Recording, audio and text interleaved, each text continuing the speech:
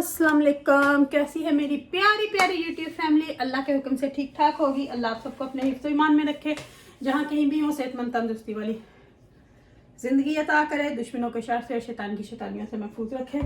यही दुआ मेरे लिए, मेरे बच्चों के लिए, आमिर के लिए और मेरे भाइयों के लिए किया करे कि अल्लाह हम सबको अपने हिफ्ज़ ईमान में रखे, दुश्मनों के शर से और शैतान की शैतानियों से महफूज रखे, और मेरी प्यारी प्यारी यूट्यूब फैमिली को ढेरों खुशियां दे और हमें भी। आमीन सुम्मा आमीन। इसी दुआ के साथ आज के व्लॉग को करते हैं आगाज़। वीडियो शुरू करने से पहले कांडी जो आपसे एक रिक्वेस्ट होती है कि अगर आप इरम आपी चैनल पर नए हैं और आपने अभी तक इरम आपी चैनल को सब्सक्राइब नहीं किया तो कांडी जल्दी से जाए चैनल को सब्सक्राइब करें, लाइक करें, शेयर करें, बेल आइकन को प्रेस करना बिल्कुल ना भूलिएगा ताकि मेरी हर नई आने वाली वीडियो की नोटिफिकेशन आपको बर वक्त मिलती रहे। तो करते हैं जी वीडियो का आगाज़। टॉपिक पे तो थोड़ी देर बाद में जाऊंगी, तो पहले बना लेते हैं हांडी, क्योंकि अभी अभी मैं काम से आई हूँ, फटाफट से बच्चों को कुछ खाने के लिए दिया क्योंकि उनको आते हुए स्कूल से पिक किया था। तो बच्चों को खाने के लिए फटाफट से कुछ दिया, असर की नमाज पढ़ी, घर में थोड़ा सा टाइडी किया। तो फिर मैंने बोला कि सबसे पहले हांडी का प्याज लहसुन काट लूँ, साथ में अपनी प्यारी प्यारी फैमिली से बातें कर लूँ, बाकी के काम तब तक मगरिब की नमाज भी हो जाएगी। तो चलें जी करते हैं शुरू। कीमा बनाने लगी हूँ आज मैं, कीमा मटर आलू बनाऊंगी। तो कीमा जो है वो मैंने ऑलरेडी धो के पतीले में डाल लिया है, और मेरा दिल पता क्या कर रहा था, साबुत मसर खाने को, साथ में चावल। तो फिर मैं 2 हांडियां आज बनाने लगी हूँ। तो अपने लिए थोड़े से मसर मैंने डाले हैं और बाकियों के लिए कीमा। तो मैंने प्याज लहसुन जो है वो सारा इकट्ठा ही काट लिया, एक दफा ही खड़े होके, क्योंकि फिर सफाई वगैरह भी करनी थी। तो इसमें से जो मैंने दाल में, क्योंकि इतना ज्यादा नहीं डलता, थोड़ा ही डलता है, तो थोड़ा सा दाल में डाल दूं पहले, तो फिर दाल को भी पकने देते हैं। लहसुन भी डाल दिया, थोड़ा सा प्याज भी डाल दिया। अब बाकी जो हमने प्याज काटा है और लहसुन भी साथ ही है वो कीमे में डाल देते हैं, बिस्मिल्लाह करके, बिस्मिल्लाह की बरकत। और दाल में जो मैं स्पाइसेस डालती हूँ वो सिर्फ नमक, लाल मिर्च का पाउडर और दादर मिर्च यानी कि कुटी हुई मिर्च ये होती है, और साथ में हरी मिर्च बाद में डालूंगी। तो बस दाल में यही, दाल में हल्दी भी नहीं डलती, दाल में जीरा ये सारी चीजें भी नहीं, गरम मसाला भी नहीं डलता इस दाल में। तो इसको पकने देते हैं। ये हल्की, अभी तो फुल आंच है, पकना शुरू हो जाएगी तो हल्की कर दूंगी। ये तकरीबन पकेगी घंटा डेढ़। कीमा है, कीमे के स्पाइसेस जो मेरे नॉर्मल होते हैं, 1 टेबलस्पून नमक, 1 टेबलस्पून क्रश चिली, 1 टेबलस्पून साबुत जीरा, हाफ टी स्पून हल्दी, 1 टेबलस्पून ही लाल मिर्च का पाउडर है, और घर का कुटा पीसा गरम मसाला 1 टेबलस्पून। अभी तक के लिए यही मसाले इसमें जाएंगे। तो इसको भी जी ढक्कन करके तो इनको पकने देते हैं। तब तक मैं अपनी फैमिली से बातें कर लूंगी। आटा मैंने लिया है गूंद, और सैलड जो है ईमान आके काट लेगी, और बाकी क्या रह गया बस जी। तो फिर जब माशाल्लाह मेरे बच्चे मस्जिद से, हसनैन ही है मस्जिद में, बेटियों ने तो माशाल्लाह पढ़ लिया हुआ है कुरान पाक, ऐना भी पढ़ रही है, रुबाब ने माशाल्लाह, रुबाब ऐना से छोटी है, ईमान भी मेरे ख्याल से 9 साढ़े 9 साल की थी जब से उसने माशाल्लाह से कुरान ख़त्म कर लिया था, लेकिन घर में रोज़ पढ़ती हैं माशाल्लाह। स्कूल से आके चाहे हाफ पेज 1 पेज पढ़ें, क्योंकि ना पढ़ें तो फिर इस एज में बच्चे भूल जाते हैं, तो ज़रूर पढ़ते हैं। रुबाब भी माशाल्लाह अभी 10 की हुई है, तो 11 की हो गई है दिसंबर में। तो ये भी 9 साल की थी जब इसने माशाल्लाह से कुरान पाक ख़त्म कर लिया था। अब हसनैन जाता है, ऐना भी बस थोड़ा ही रह गया, तो हसनैन जाता है प्रॉपर। तो जब उसको मस्जिद से ले उठाएंगे 6:30 बजे, तब तक सारा डिनर वगैरह रेडी हो जाएगा, तो फिर हम मिल बैठ के खाएंगे, और साथ में मेरी प्यारी प्यारी फैमिली भी खाएगी बैठ के हमारे साथ, क्योंकि वो आप हमारी फैमिली हो, हम सभी इकट्ठे ही खाते हैं जो भी हम खाते हैं।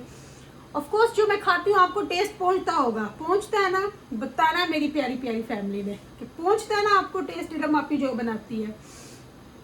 अच्छा जी, किसी मेरी एक बहुत प्यारी बहन ने मुझे बोला था कि किसी दिन बटर बनाना सिखाइएगा। ओके, और आप सब्जियों को कैसे स्टोर करते हैं, फ्रीज करते हैं। बटर बनाना ऑफ कोर्स आपको डेफिनेटली सिखाऊंगी। मेरा ज़रा बटर ख़त्म हो जाए तो फिर बनाऊंगी, ताकि फिर जो पड़ा हुआ हो इसके ऊपर बना लें तो फिर वो स्मेल चली जाती है अंदर। तो ये जिस दिन ख़त्म हो गया इंशाल्लाह उस दिन आपके लिए ज़रूर मैं बटर की वीडियो बनाऊंगी, जिस दिन भी मैंने इंशाल्लाह बनाया। और रही बात सब्जियों की, सब्जियां मैंने कभी फ्रीज नहीं की, सिर्फ फ्रोज़न मटर जो होते हैं वो मैं बाज़ार से ही लाती हूँ। तो वो यहाँ पे आपको पता है कि इतने फ्रेश अच्छे होते नहीं हैं, तो वो फिर मैं फ्रोज़न ही यूज़ करती हूँ।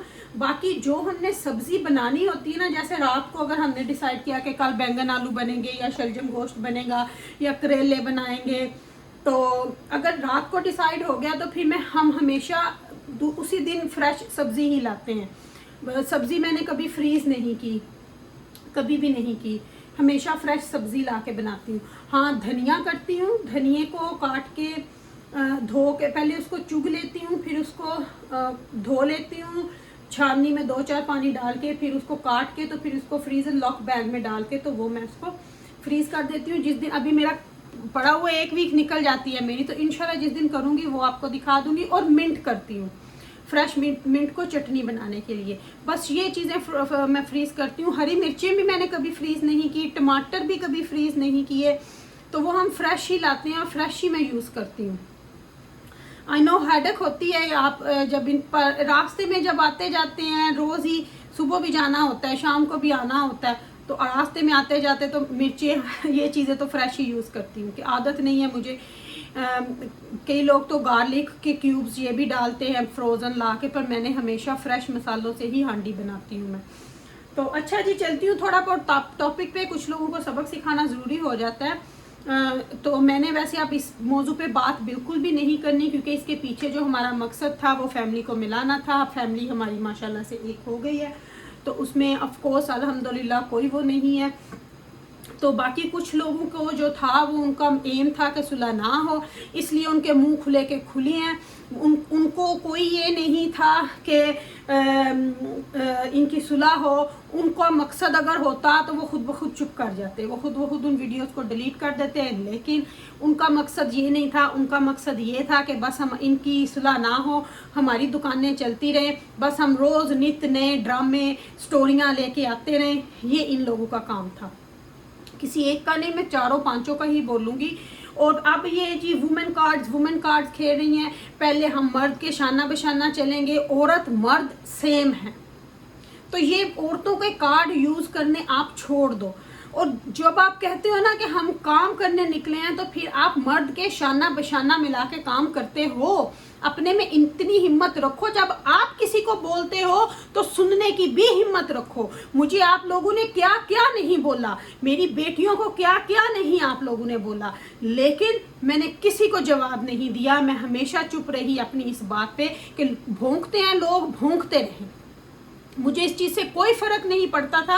मेरा जो मकसद था मेरा रब जानता था, मेरा जो एम था वो मेरा रब जानता था। हम सच्चाई पे थे और हम सच्चाई पे हैं और हम सच्चाई पे रहेंगे, और अल्लाह ने हमें उसका फल दिया और वो बात पहुंच गई। हम उस अब टॉपिक पे बात करें ही क्यों, हम पागल बने ही क्यों। हमें ये बोला वो बोला, आपकी करतूतों की वजह से बोला।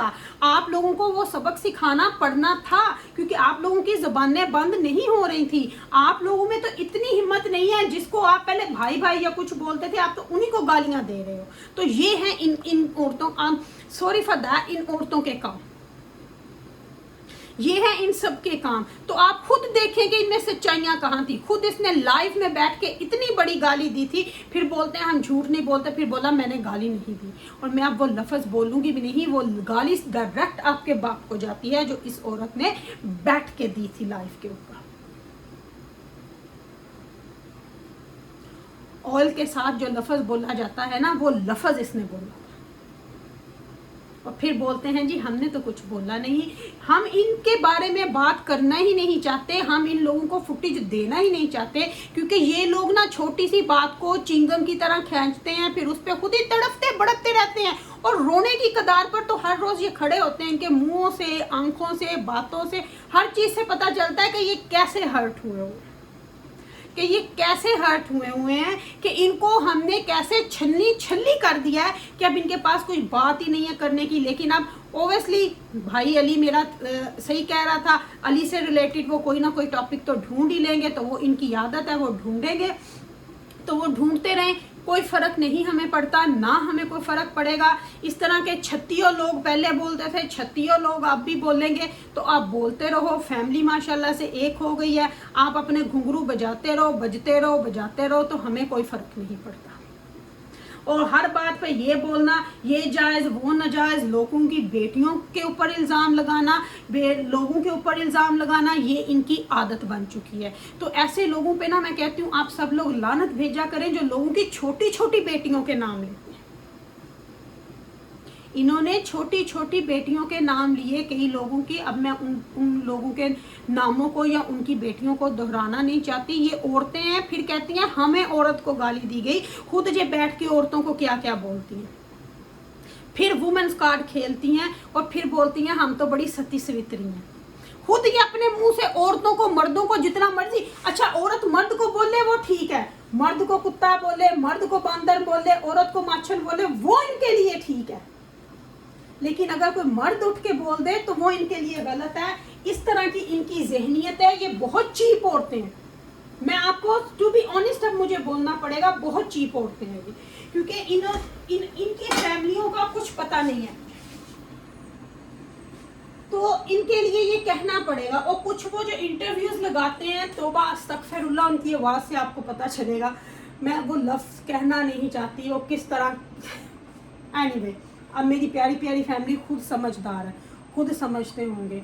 आप ये देखो कि जो औरतें इतनी इतनी गालियां दे सकती हैं बैठ के आके अपने में बोल के, तो उनकी क्या, उनका क्या आप क्या कर सकते हैं? कुछ भी नहीं। किसी को अबे ओए अबे, तो आप फिर इनका देखो कि आपके इनकी फैमिलियों के बैकग्राउंड कहाँ से है। जो लोग ये अल्फाज बोले ना ओए अबे तू ये, तो फिर आप देख लो कि वो कहाँ से बिलोंग करती हैं, क्योंकि उनकी लैंग्वेज से पता चल जाता है। हमने कभी किसी को आज तक तू कह के नहीं बुलाया। हम हमेशा, चाहे किसी अपने हेटर से भी बात करें, हम हमेशा आप कह के बात करते हैं, तहजीब के दायरे में रह के बात करते हैं। इनकी तरह ओए अबे इधर आ, ओए उधर जा, वो हमें ये सिखाया ही नहीं गया। हमने ये अल्फाज कभी अपनी लाइफ में सुने ही नहीं है। और कुछ कुछ अल्फाज ऐसे होते हैं कि जिनका मुझे मीनिंग भी नहीं पता चलता कि ये क्या बोल गई हैं, और मुझे एक दो लोगों से पूछना पड़ता है कि इसका मीनिंग क्या था जो ये बोल के गई है। और सम टाइम तो मेरी एक बहुत अच्छी मेरी देखने वाली मेरी सब्सक्राइबर ही है एन रज़ा, वो सम टाइम मुझे मीनिंग बता देती है, अल्लाह उसका भला करे, कि इरम आपी इसका मीनिंग ये था। आप ये देखो कि इस तरह की औरतें हैं जो खुद बैठ के इस तरह बोलती हैं, इस तरह इन्होंने बोलना है। और अगर कोई मर्द उठ के बोल दे तो फिर वो राइट है, तो फिर इन्होंने उसके ऊपर जी औरत कार्ड खेलना शुरू करना है। हम औरत हैं हमें बोला, हम औरत हैं हमें बोला। ये आप इनकी बातें देखो, फिर आ जाएगा जी रोज़े हशर मुझे जवाब देना होगा, रोज़े हशर देना होगा तो आप अपने गिरेबान में झांको। मेरे ऊपर तबसरे ना करो कि मैं जन्नत में जाऊंगी या दोज़ख में जाऊंगी, अपना आप देखो। आप डायरेक्ट दोज़ख की आग में सड़ोगे, डायरेक्ट, क्योंकि पता नहीं कितने लोगों की आपने बद्दुआएं ली हैं, पता नहीं कितने लोगों का आपने दिल दुखाया, पता नहीं कितने ही घरों के दिल आपने दुखाए। शुरू से लेके जब तक से आपने अपना यूट्यूब शुरू किया तब से लेके अब तक लोगों ने तो आपके उस चैनलों पे आके बोला था कि आपको अल्लाह पूछे। तो वो आप लोग इनकी बातें देख लो कि ये कहाँ तक हैं, कहाँ तक सच्ची हैं। अपने हस्बैंड इनसे दूर भाग जाते हैं इनकी ज़ुबानों की वजह से, क्योंकि इन औरतों में ईगो बहुत है। ये किसी के साथ कभी अच्छा कर ही नहीं सकती। कभी अपनी लाइफ ख़त्म करके दूसरे की लाइफ में जाके टप पड़ना वो जायज़ है, वहाँ जाके मर्दों के साथ बातें करना वो इनके लिए जायज़ है। वहाँ 4-4 मर्द होंगे, एक औरत उसमें बैठी होगी, वो इनके लिए जायज़ है।